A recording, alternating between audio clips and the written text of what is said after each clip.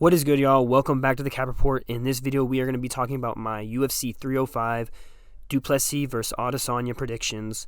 This is going to be a super long one, not a crazy breakdown. I didn't necessarily have the time or the time management skills to get a proper video out, but I wanted to get something out and get myself back in the groove and hopefully start posting on this channel. I mean, Lucas Scalesi's gone, guys. Someone's got to fill the void. In seriousness, I do want to get back to posting consistently on this channel. That's besides the point. We're talking about UFC 305 here. I'm going to really briefly touch on the prelims. As I said, I don't have like a ton of time. Since the card's in Australia, there's obviously a lot of Australian talent, and a lot of the fights are really kind of booked in their favor. So we are picking a lot of favorites. Looking at the early prelims, I have Stuart Nickel over Jesus Aguilar, Son Kanon by decision over Ricky Glenn. I have Tom Nolan finding a finish over Alex Reyes. Minus 1200 is kind of a crazy favorite. I've got Jack Jenkins finishing Herbert Burns. Casey O'Neill, Luana Santos. That one's kind of got me a little iffy, but I am taking Luana Santos by decision. Josh Culibao versus Ricardo Ramos. We're taking Josh Culibao. And Junior Tafa versus Walker. I have Junior Tafa first round knockout. Now we move on to the main card. Opening up in the welterweight division, we have the man, the myth, the suit, the legend, Li Ji Liang versus Carlos Paredes. Li is 19-8. He's alternating wins and losses in his last couple of fights. His most recent, a close, really debatable loss to D-Rod. It's his first fight in nearly 2 years. He's coming off some back spine injuries, I believe. He was supposed to fight Michael Chiesa, and that got pushed off because of it. Paredes is 19-6. He's on a 3-fight win streak within the UFC, including a Contender Series win, but he has an 11 total fight win streak at the moment. Paredes is an inch taller, and he holds a 7.5 reach advantage, which I think will be big, because Lee likes to get inside and strike that way. So I think there's a good shot that he can make Lee eat a punch or two on his way in. He has a chance to damage him before Lee can get damaged, and I think that could just ultimately give him an advantage in the exchanges. If every time Lee lands, you've landed 2 or 3 because you hit him on the way in, hit him on the way out.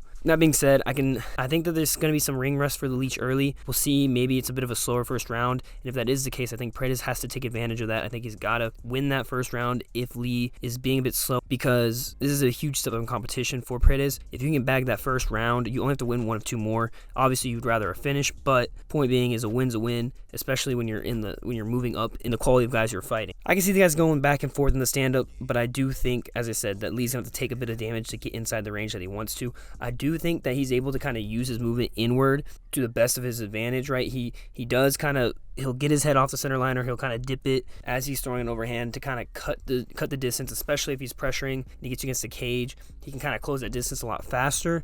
So I do think there is some danger there, but I do think ultimately I see a decision win for Carlos Paredes, probably a 30-29. I personally think maybe more of a 29-28. I think Lee probably will take the last round. He'll get into the flow a little late. As I said, it's a big step in competition for Paredes, but I think he's catching Lee in a good moment. Lee's 36 coming off a long layoff. Ultimately in MMA, age and time does matter, right? Moving up the card to the heavyweight division, we have a top 15 matchup in Tai Tuivasa versus Jairzinho Rozenstruik. Tuivasa is 15-7 on a 4-fight loss streak. Granted, there are some solid names on that list. He's lost to Sergey Pavlovich, Cyril Gane, Alexander Volkov, and Marcin Tybura. It's actually crazy when you look at it. Tuivasa's last win was in February of 2022 at UFC 271.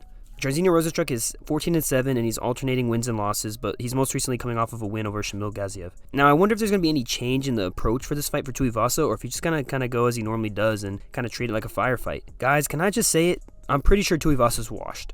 I don't know if anyone else is thinking it. I'm feeling like everyone else is thinking it at this point, right? Like, I've had blind faith in his power in a couple of his past matchups, and it never really kind of works out.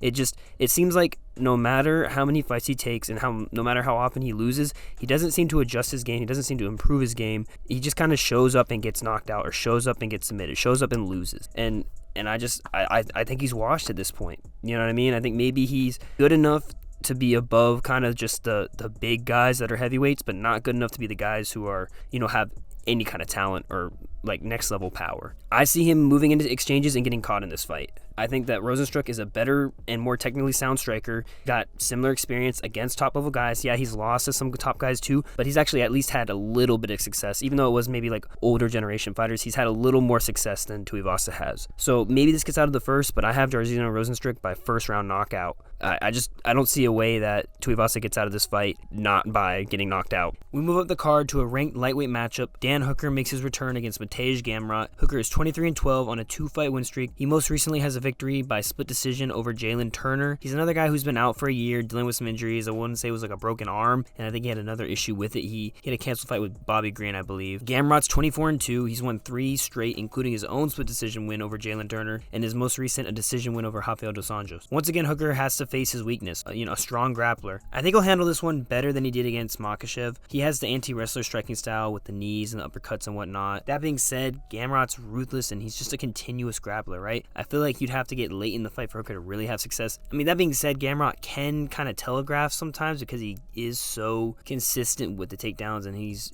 so reliant on that stuff at times. Maybe it will work the other way around. Now that I'm thinking about it, maybe there will be more opportunities for Hooker to catch that kind of stuff. I think if he can somehow keep this fight standing, he's gonna win, but I just don't see a way that Hooker keeps this fight in the stand-up. That being said, I have Gamrot by decision. Maybe a submission shout, with Hooker's long limbs. It's one of those picks that I hope I'm wrong about, but it's hard to see it. You know what I mean? It's just Gamrot's such a stylistic nightmare for Hooker that I just don't see this ending in a different way. Next, we move into the co-main event where we have a top 10 matchup at flyweight. Former title challenger Steve Erceg faces Kai Kara-France. Erceg 12-2, as you know, coming off of a controversial loss to Alexander Pantoja. Kai Kara-France is 24-11 coming in to this fight on a 2-fight loss streak, losing to Brandon Moreno for the interim belt and then a debatable split decision loss to Amir Albazi. I'm curious if this fight will be solely a stand-up one. I think it's about even in the stand-up, and Erceg has the advantage on the ground. That being said, Kara-France has really developed his defensive grappling, and I think that he'll be capable of keeping this fight standing. I see Kai Kara-France having a speed advantage, kind of splitzing in here and there, but I think Erceg is the more efficient and technical striker of the two. I think if he can mix some bodywork into his counters, that he can kind of wear and tear his way to a late third-round finish or decision. I have Erceg by decision here. I think this fight has potential to be a banger. Kai Kara-France just can never seem to kind of put it all together when it matters most. I think Erceg, despite his loss, has more momentum and will put together a more complete striking performance and just an overall probably more complete MMA performance, right? I mean, there's a chance this fight goes to the ground if Erceg can get it there. Better, it's just maybe a safer route per se. I think he probably gets the job done either way. And finally, we get to the main event in the middleweight division. We have champion Dricus Du Plessis versus former champion Israel Adesanya. Dricus is 21-2. He's on a 9-fight win streak, including most recently wins over Derek Brunson, Robert Whittaker, and a split decision win over Sean Strickland, which is pretty highly debated. Israel Adesanya is 24-3. He's on a 1-loss streak to Sean Strickland last year. He's actually alternated wins and losses when you look at his record. So Strickland trading a win and a loss with Pereira and the win over Cannonier. Izzy's 3 inches taller. He has a 4-inch reach advantage. And this is one of those few main events that I'm truly unsure about how it's going to play out. I think on paper, both these guys have strengths to take advantage of the other's weakness. Izzy's counter-striking theoretically should counter Du Plessis' kind of unorthodox and wild striking style. You know what I mean? It feels like he just sets himself up for the knockout when you compare him to Adesanya's striking, right? That he kind of will overextend or throw something really heavy that's there for Izzy to kind of to pull away from or to dip under and to kind of throw a counter to. In my opinion, I think when I just think of Du Plessis' style, it feels like something that Adesanya should be able to counter well, right? I mean, Dricus is effective at multiple levels of the game, and he can effectively get the fight to the ground, which is clearly an Adesanya weak point. I mean, Alex Pereira took him down, you know what I mean? I think that if this fight went to the ground, Du Plessis would be at such an advantage. So, who takes the advantage, right? I think both these teams have great game planning as well, and I ultimately really think that it could come down to just in-fight adjustments. Who can kind of, if things are evening out or if, one guy's having a bit of an advantage, who can kind of make that adjustment in the moment to find a way to make the win, right? I don't think Dricus can kind of completely replicate the pressure style that was so effective for Strickland against Adesanya. He can apply aspects of it to his game.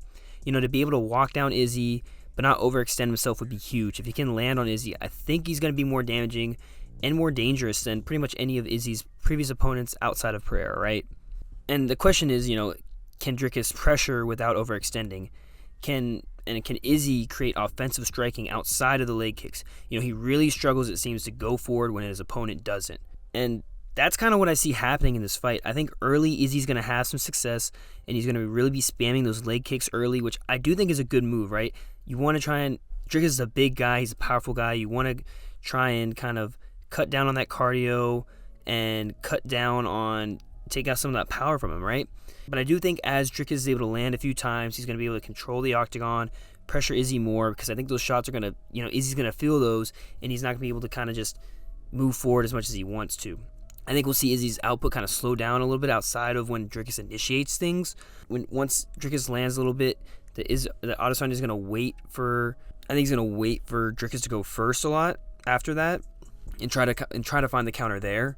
But I think by the third round, Dricus is going to be able to find a takedown. I'm not sure if he's going to be necessarily off a cracking Izzy, or maybe he's able to get a takedown in the open. I don't think against the cage is going to be the best. I think Dricus does a good job getting takedowns against the cage, but Adesanya is also great at defending stuff against the cage, right? I think you'd just be better off trying to find something in the open. And then ultimately, I think Dricus wins this fight by third round TKO. I don't know. This one, as I said, I'm really 50-50 on. I really could be wrong here. That's my personal read on this one.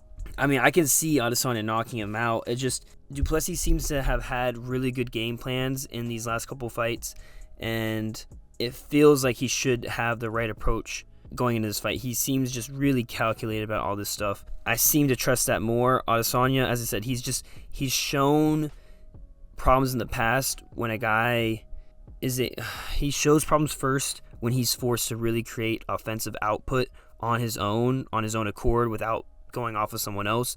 And I think that if Dricus is able to do that, still, land or still provide pressure and get some shots in, that it's just going to it's going to be like Strickland 2.0. And with that, we've reached the end of the video. As always, please leave a like, subscribe, comment, all that kind of stuff if you can, please. Let me know what you think of my picks, if you agree with them, disagree with them, what you think of my thoughts in general, if you have any picks, anything like that. As always, I appreciate y'all, and yeah, we'll see you soon.